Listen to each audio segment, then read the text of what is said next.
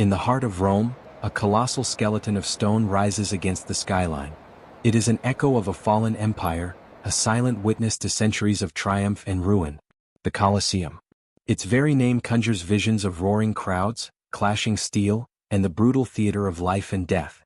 We think we know this place, an arena of blood and spectacle. But the truth runs deeper. This wasn't just a building, it was a machine, meticulously designed and ruthlessly efficient. It was a political weapon, an architectural marvel, and the ultimate symbol of Rome's ego. How did engineers, 2,000 years ago, construct a stadium that could empty in minutes? How did they flood its floor for naval battles, only to drain it and stage a forest hunt hours later? And how did lions and gladiators seem to rise from the very earth as if conjured by the gods? The answers lie in its foundations, hidden in its arches, and buried deep beneath its floor in a labyrinth of darkness and mechanics. To understand the Colosseum, we must peel back the layers of time and engineering brilliance that gave Rome the greatest stage in history. The story begins not with its creation but with its destruction, specifically the destruction of Emperor Nero's legacy. Nero's reign ended in chaos, and in its wake he left behind the Domus Aurea, the Golden House, a vast palace of indulgence built for himself. In its grounds lay an artificial lake, a symbol of selfish excess in the center of the city. When the Flavian dynasty came to power, Emperor Vespasian seized the chance to erase Nero's mark. He drained the tyrant's lake and in its place, promised the people the largest amphitheater the world had ever seen. It was a stroke of political genius, transforming a symbol of private indulgence into one of public generosity. Yet this generosity was not funded by goodwill. The money came from conquest, specifically from the spoils of the Jewish revolt and the treasures of Jerusalem. From its very foundation, the Colosseum was built on war and plunder. Construction began in 72 AD, and the engineering challenge was immense. The ground, once a lake bed, was soft and unstable.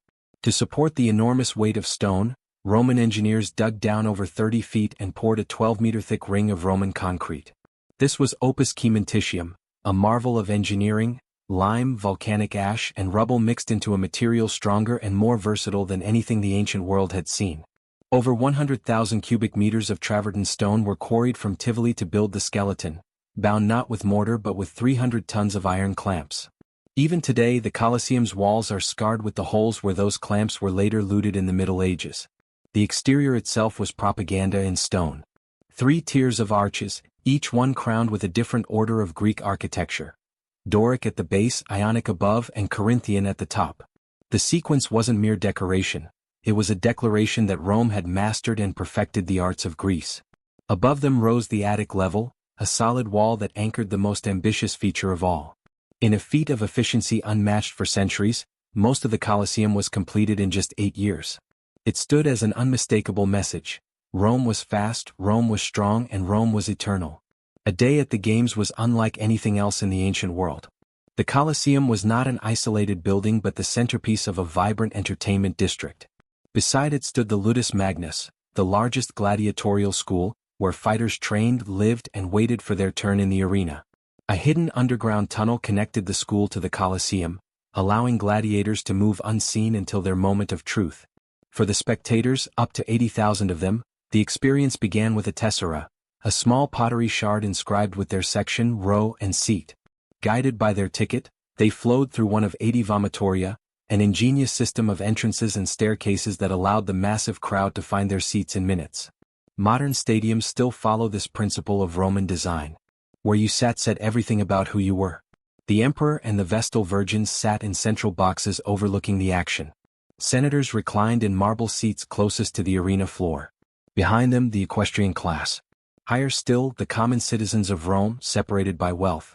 And at the very top, in wooden bleachers exposed to the elements, stood the slaves and the poor. The Colosseum was a map of society in stone, a reminder that in Rome, every person knew their place.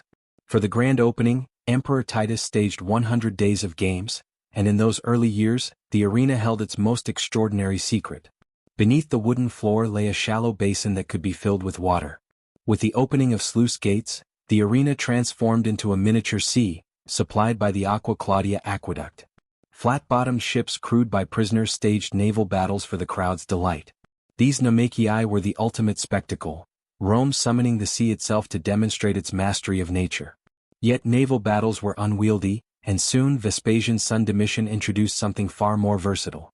He filled in the basin and built the Colosseum's hidden heart, the Hypogeum. This two-story subterranean labyrinth was a world unto itself, a backstage engine of death. In its dim corridors, slaves, gladiators, and animals waited in the shadows. The smell of torches, the clatter of machinery, and the growls of caged beasts filled the air. At its core were the elevators, 28 animal lifts and larger platforms for scenery.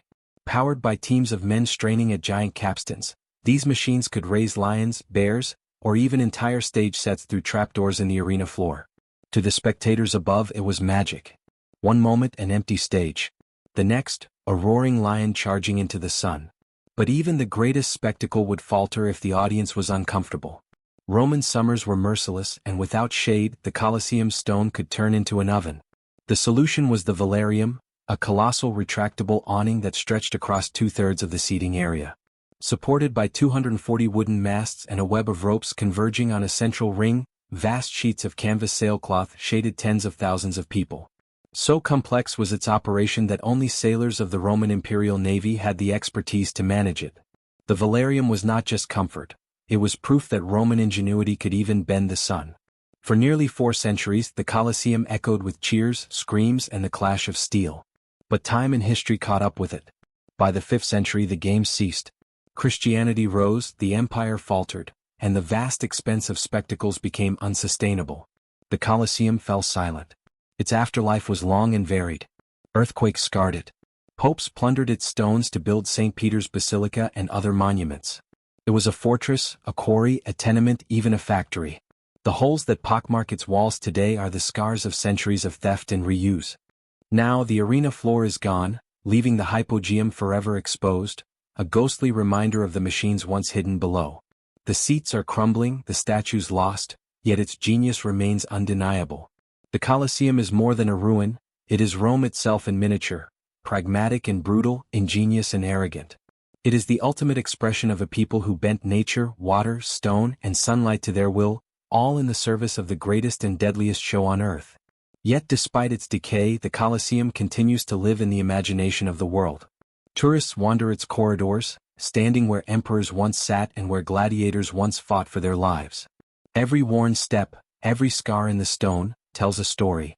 It is not just a relic, it is a stage where echoes of the past still whisper, reminding us of the price of power and the spectacle of empire. For centuries, poets, painters, and filmmakers have been drawn to its shadow.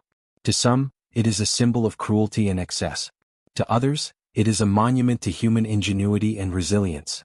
The Colosseum embodies both sides of Rome, the civilization that brought aqueducts, law, and architecture to the world, and the empire that reveled in blood, conquest, and control.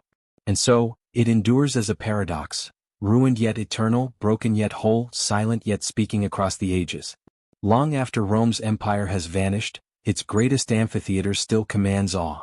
The Colosseum does not simply remind us of Rome's past. It asks us a question that echoes through time. When our monuments crumble, what story will they tell of us? In many ways the Colosseum has outlived the very empire that built it.